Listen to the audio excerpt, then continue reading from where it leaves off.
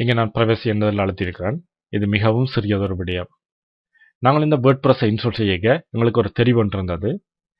தேடற் பொறியலுக்குள்ள இந்த தளத்தை இணைப்பதாண்டு, அதாவது தேடற் பொறியல் உங்களோட தளத்துக்கு வரைக்க அது உங்களோட தளத்தை இண்டெக்ஸ் செய்வதாண்ட ஒரு தெரிவு ஒன்று இருந்தது.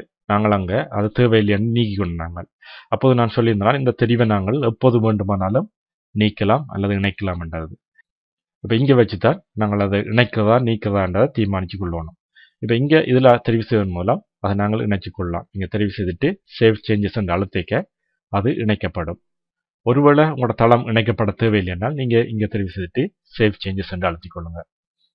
பொதுவாக தேடற் பொறியலுக்குள்ள உங்களோட தளத்தின் விடயங்கள் இணைக்கப்பட்டால் ஒரு பாவனையாளர் தேடற் பொறி மூலம் தேடி வர்றதுக்கு மிகவும் வசதியாக இருக்கும். என்றபடியால் உங்களோட தளம் தேடற் பொறியல்ல இணைப்பதில் எதுவித பிரச்சனையும் இல்லைன்னா நீங்கள் இந்த முதலாவது தெரிவு செய்துட்டு அதுக்கு பிறகு அதை பதிந்து கொள்ளுங்க.